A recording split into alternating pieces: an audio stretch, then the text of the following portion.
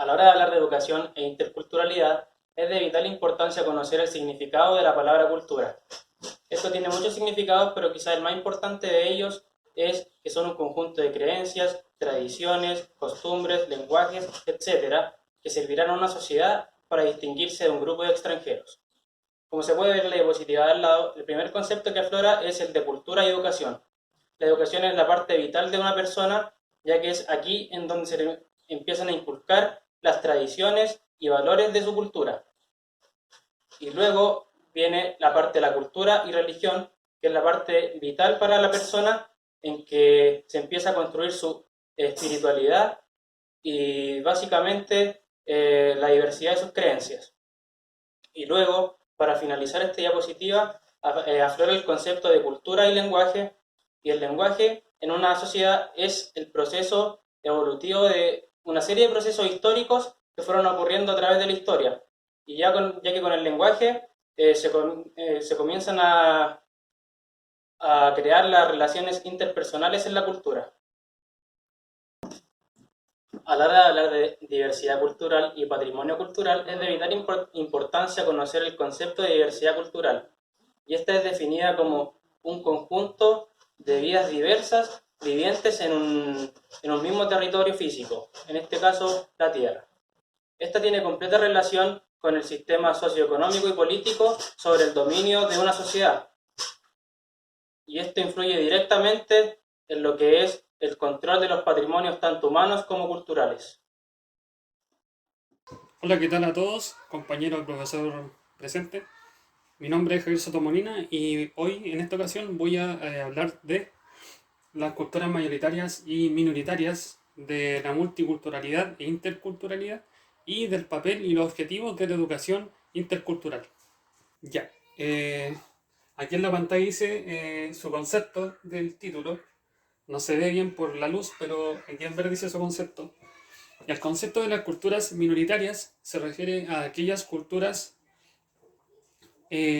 marginadas o vulnerables que viven en la sombra de las poblaciones mayoritarias. Estas tienen una ideología cultural diferente y dominante a diferencia de las culturas minoritarias.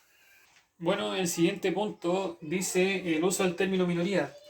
Este término se usa para designar a cuatro grupos o cuatro categorías de grupos. En primer lugar tenemos los grupos o los pueblos autóctonos o indígenas, y un claro ejemplo de estos grupos son los mapuches o cualquier otro pueblo indígena.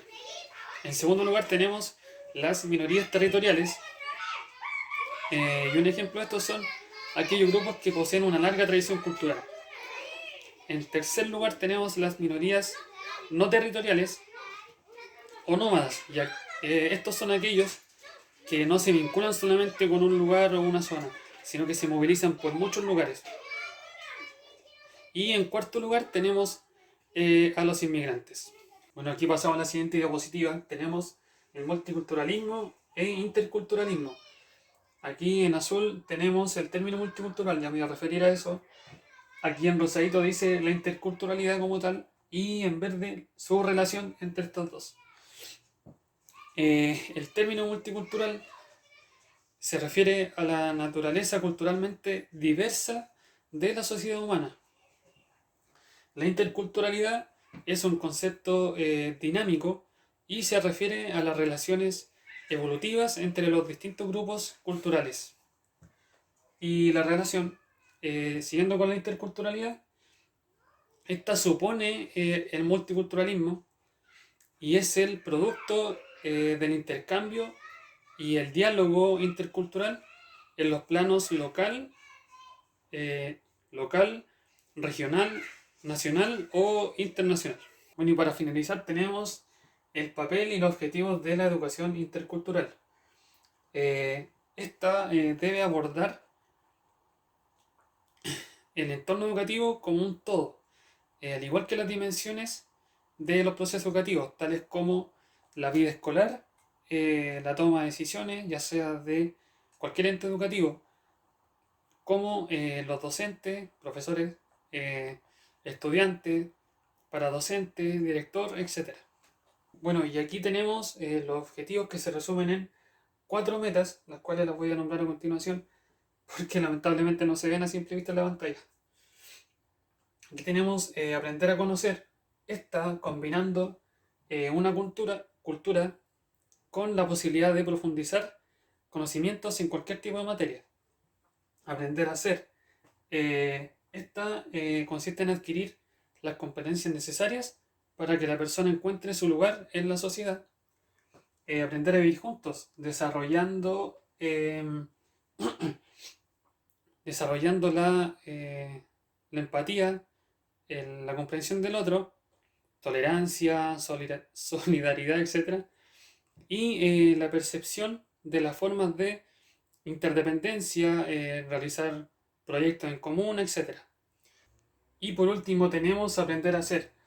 Este punto para que la persona florezca con su personalidad, para que el ambiente de obra, como decía el texto, o de trabajo, se dé con mayor autonomía, con capacidad de juicio y con mayor responsabilidad personal.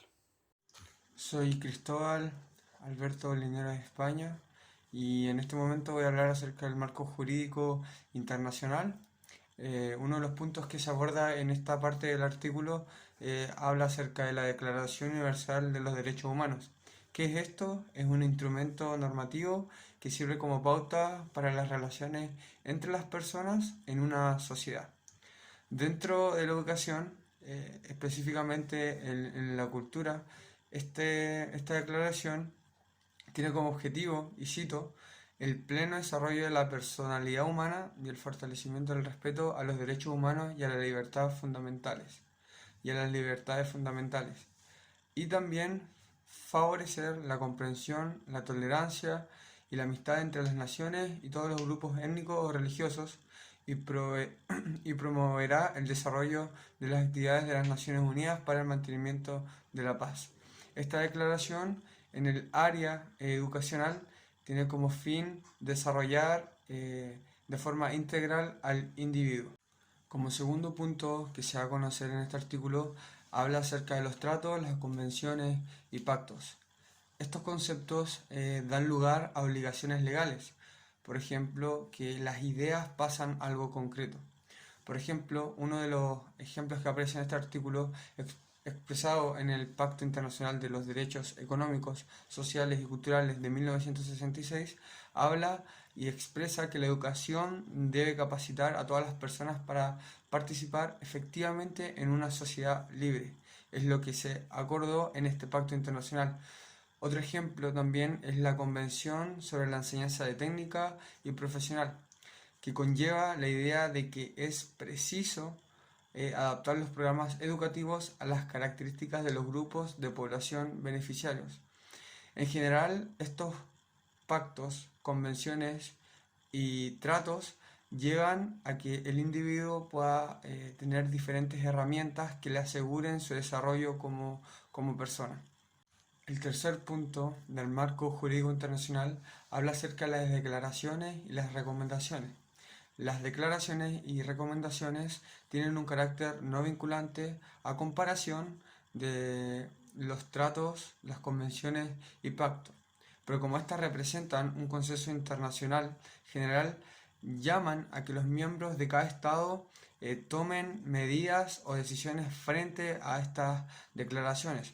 Por ejemplo, la Declaración de los Estados Unidos sobre el fomento entre la juventud de las ideas de paz, respeto mutuo y convención entre los pueblos, que se generó o que se llevó a cabo en 1965, tiene como objetivo educar a los jóvenes en un espíritu de dignidad e igualdad en frente de todos los hombres, sin distinción alguna por motivos de raza, color, origen étnico o creencia. Estas declaraciones son el sustento, o en realidad son lo que lleva al estudiante a poder sentirse seguro en este proceso de educación, para poder llegar al proceso de aprendizaje en un ambiente apto. Como cuarto punto y último de este marco jurídico internacional, se expresan los resultados de conferencia internacional, donde se han planteado tratos, convenciones, pactos, declaraciones y recomendaciones. Por ejemplo, en el informe final de la Conferencia Internacional de Educación de 1992, se ha planteado distintas metas para poder llevar al estudiante a un ambiente propicio, pero también que lo lleve a desarrollarse y poder interaccionar con diversas culturas. Una de esas, hay muchas metas que se han podido lograr después de esta convención de 1992, pero las principales han sido la reducción de todas las formas de exclusión, el desarrollo de la integración y el logro escolar y la promoción del respeto de la diversidad cultural. Como última, esta creo que es la más importante, ya que es una meta que debe estar constantemente tanto en el docente como en el alumno para poder llevar un desarrollo de respeto en el proceso educativo. El estudio de estos instrumentos pone de manifiesto lo que es la opinión de la comunidad educativa a nivel internacional y de ello se desprenden una serie de ejercicios que nos pueden orientar a lo que es la acción internacional en el campo de la educación intercultural. Los principios son los siguientes. El primer principio que nos dice que la educación intercultural debe respetar la identidad de cada estudiante mediante una educación de calidad que se adecue y se adapte a cada estudiante. El segundo principio que nos dice que la educación intercultural enseña a los estudiantes las competencias necesarias para que ellos puedan desempeñarse activamente con su rol en la sociedad. Y el tercer principio y último que nos dice que la educación intercultural enseña a los estudiantes las competencias culturales que ayudan al entendimiento entre grupos étnicos, sociales y culturales. El principio número uno puede aplicarse mediante, por ejemplo, programas de estudio que utilicen sistemas de conocimiento y que aprovechen en su totalidad, por ejemplo, lo que es la experiencia tanto de los profesores como de los alumnos. También estos programas buscan inculcar a los estudiantes el respeto por su identidad propia y por el patrimonio que poseen a su disposición. Este principio también puede aplicarse mediante la elaboración de métodos pedagógicos que estén basados en técnicas prácticas y participativas y que sean comúnmente apropiadas, por ejemplo, la utilización de estilos tradicionales como lo que vendrían siendo el teatro y la narración. Finalmente, este principio también puede aplicarse mediante la interacción de la comunidad educativa, por ejemplo, utilizando la escuela como centro de actividades, valorando también el trabajo de todas las personas que participan en el sistema educativo y la utilización también de intérpretes culturales como pueden ser los auxiliares, los profesores, los alumnos o los apoderados. El principio número 2 puede aplicarse mediante garantía de oportunidades gracias a la eliminación de la discriminación y la incorporación de espacios pedagógicos pacíficos y seguros. También puede aplicarse mediante programas de estudio que apunten a eliminar los prejuicios que se tienen acerca de los grupos culturales de un país, mientras se introducen conocimientos desde diferentes perspectivas culturales. Finalmente, también puede aplicarse mediante la formación docente que les brinde a los profesores una mejor comprensión del paradigma cultural al que se están enfrentando mediante un enfoque pedagógico basado en sus derechos. Finalmente, el principio número 3 puede aplicarse mediante programas de estudio que contribuyan al reconocimiento de la interdependencia de los pueblos y naciones a lo largo de todo el mundo. También puede contribuir a lo que es la comprensión de la solidaridad y la cooperación internacional. También puede aplicarse mediante métodos pedagógicos que enseñen en contextos igualitarios, respondiendo a los mismos valores que se le enseñan. Y finalmente, también puede aplicarse mediante la adquisición de aptitudes para comunicarse y cooperar con los demás, mediante, por ejemplo, el desarrollo de la capacidad de resolver problemas y conflictos, realizando trabajos que pueden responder a los mismos objetivos.